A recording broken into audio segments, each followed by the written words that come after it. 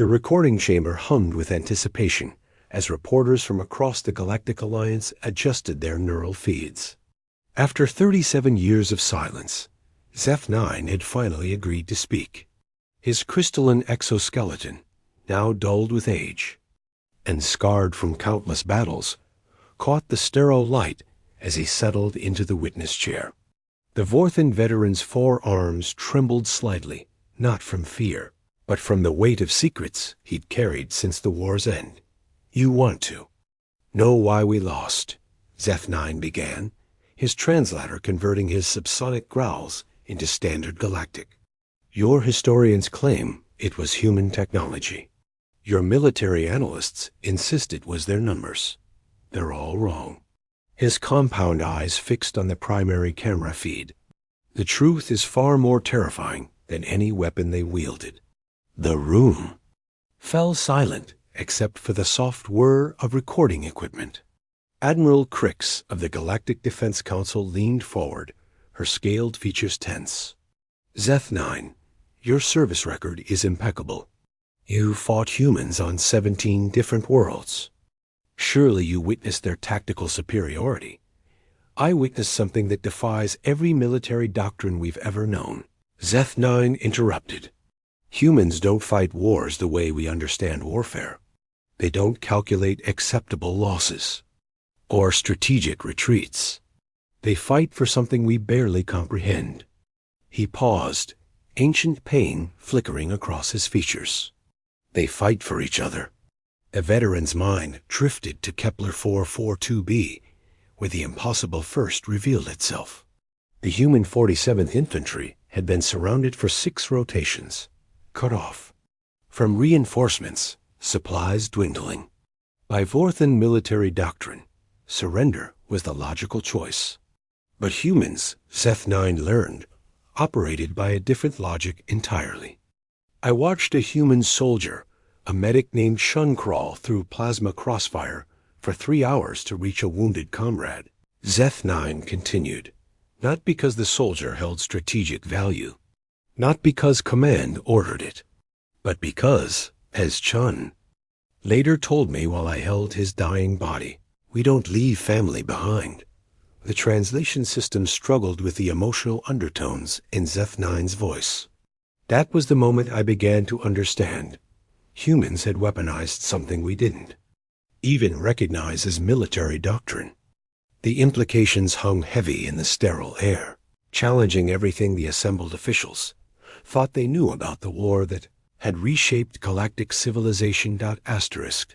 The flashback gripped Zeph-9 like a neural storm, dragging him back to the mud-soaked trenches of Kepler 442b. Rain fell in acidic sheets, eating through armor plating and turning the battlefield into a nightmare of corroded metal and desperate voices hauling through the darkness. His battalion had cornered the human 47th Infantry in what should have been their final stand. "We had them outnumbered 3-1, Zeph-9 continued, his voice distant. "Superior firepower, better position, orbital support. Victory was mathematically certain." He gestured with one of his forearms, recreating the battlefield layout in the air. Then Private Rodriguez fell into a crater, 30 meters into no man's land. Plasma burns, severe internal hemorrhaging. Even our medical scanners confirmed retrieval impossible under current fire conditions. Admiral Crix shifted uncomfortably. Standard protocol would be to mark the casualty as acceptable loss and continue the assault. Exactly what we expected, Zeph-9 agreed. Instead, we watched 7 Human 7 voluntarily leave their defensive positions. They didn't charge our lines seeking glory. They formed a chain, passing Rodriguez hand to hand through plasma fire that should have killed them all. Their medic, Chun, stayed in the open for 12 minutes, applying field treatment while my snipers had clear shots. The veteran's translator crackled with static as his emotions intensified. I gave the order to fire. Simple tactical decision: eliminate exposed targets. But Corporal Vex, my finest marksman, hesitated. He asked me something that still haunts my calculations. "Commander, why aren't we helping them save their friend?" The recording chamber fell silent as Zeth-9 stood, his massive frame casting shadows across the walls. That question violated every principle of warfare I'd been taught. Enemy soldiers were targets, not brothers trying to save a family member. But as I watched Chon shield Rodriguez with his own body, something in my tactical matrix began to crack. He described how Chun's squadmates covered his retreat, how they shared medical supplies despite being outnumbered, how they actually sang to keep Rodriguez conscious during the evacuation. By the time they'd pulled him to safety, half my battalion was asking the same question Vex had posed. We still held the superior position, but somehow, watching humans refuse to abandon each other had made victory feel ... hollow. The transformation had begun that day, though Zeth-9 wouldn't understand it until much later. The humans hadn't just rescued a soldier. They demonstrated something that would eventually conquer an entire galaxy without firing a shot. 3 weeks after Rodriguez's rescue, everything Zeth-9 thought he knew about warfare shattered completely. His forces had successfully captured a human supply convoy, taking 12 prisoners in the process. Standard interrogation protocols called for information extraction through calculated pressure, nothing brutal, but firm enough to yield tactical intelligence. I expected resistance, perhaps even martyrdom, Zeth-9 told the assembled officials.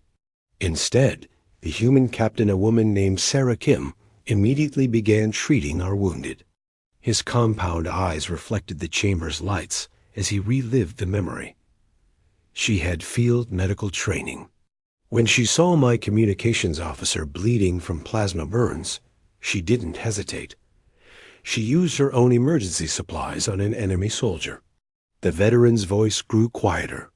Captain Kim asked only one thing in return: to know if her captured soldiers were receiving proper medical attention. Not escape routes, not tactical information. She wanted to ensure her people were safe, even in captivity. Admiral Crix's scales shifted color, a sign of deep confusion among her species. This makes no strategic sense. Caring for enemy wounded provides no tactical advantage. That's exactly what I thought, Zeth-9 replied. But then something unprecedented happened. My soldiers began volunteering for guard duty around the human prisoners. Not for security reasons. They wanted to observe these creatures who treated enemies like family. He paused, remembering how his own troops had started sharing their meal rations with the captives. Fascinated by human expressions of gratitude, the breakthrough came on the 4th day of captivity.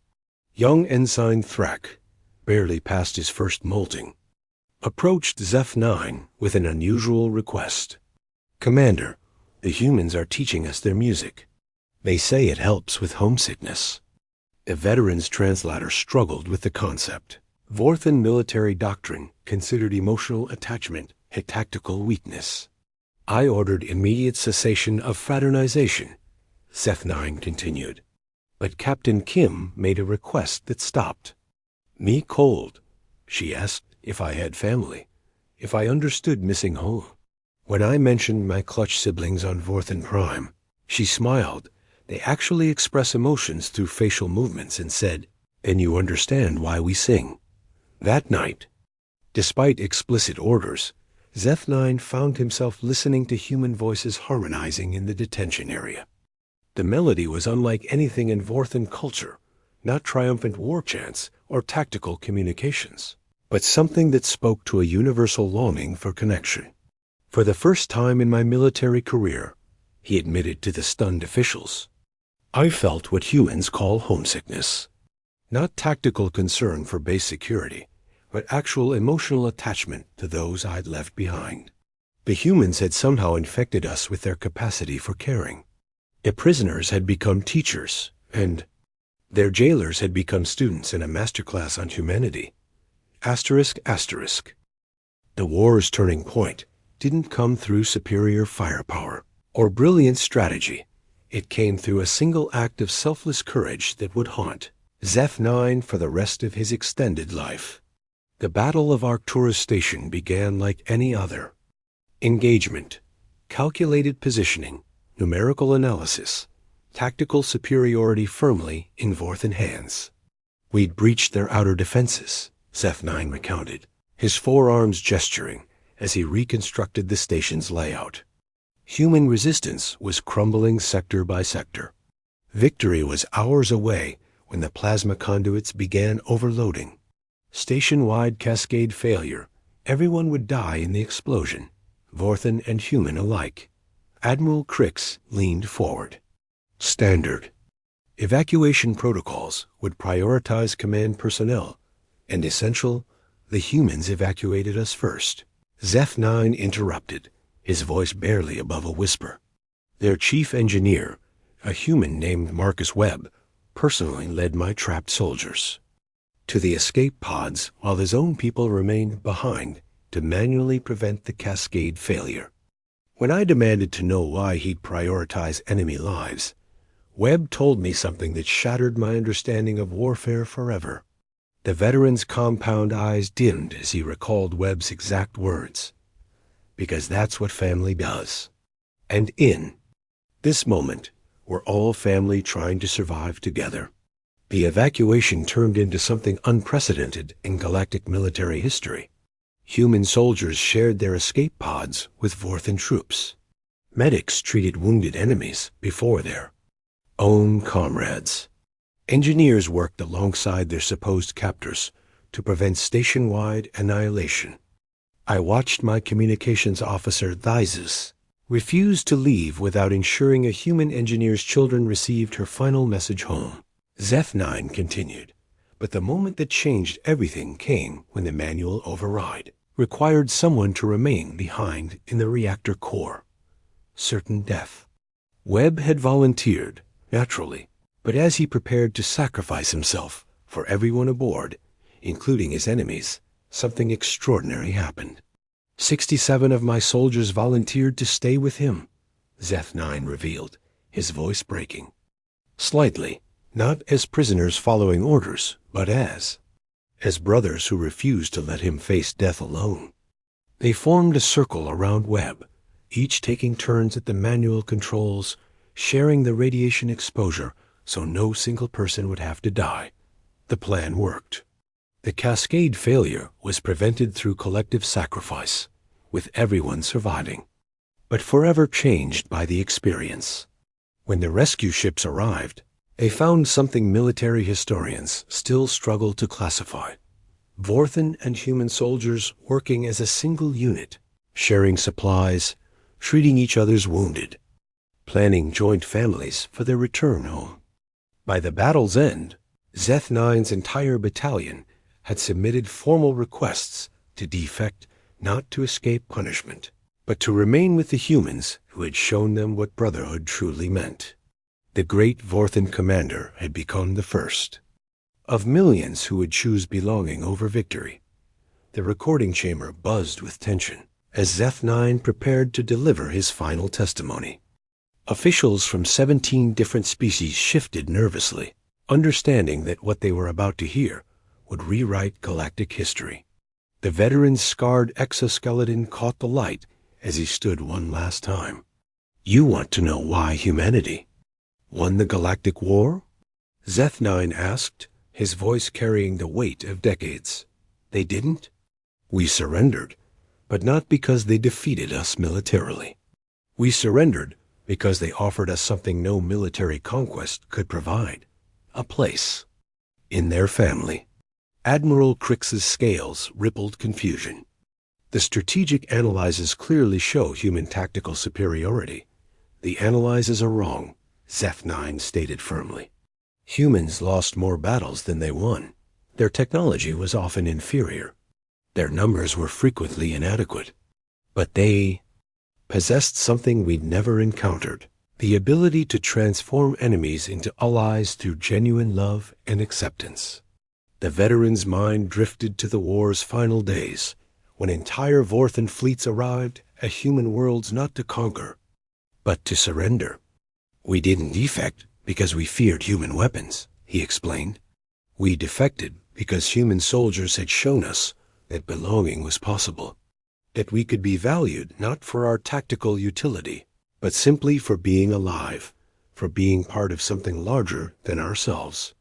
He described the integration centers where former enemies learned to live together humans, teaching Vorthan child-rearing techniques while learning crystal singing from their former adversaries.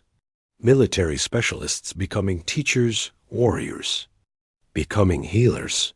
Entire species discovering that the love humans felt for each other could extend across biological and cultural boundaries. The human military's greatest weapon isn't their technology, Zeth-9 revealed. It's their inability to see any sentient being as truly expendable. They fight not to destroy, but to protect, not to conquer, but to include. Every battle becomes an opportunity to demonstrate that family bonds can transcend species, politics, even death itself. The recording chamber fell silent as Zeth-9 delivered his final observation. Today, 67% of the Galactic Alliance military consists of former human adversaries. Not conscripts or forced converts, but voluntary family members who chose belonging over tribal loyalty. The humans didn't win through superior force. They won through superior love. As the veteran concluded his testimony, officials across the galaxy began to understand the true scope of human influence.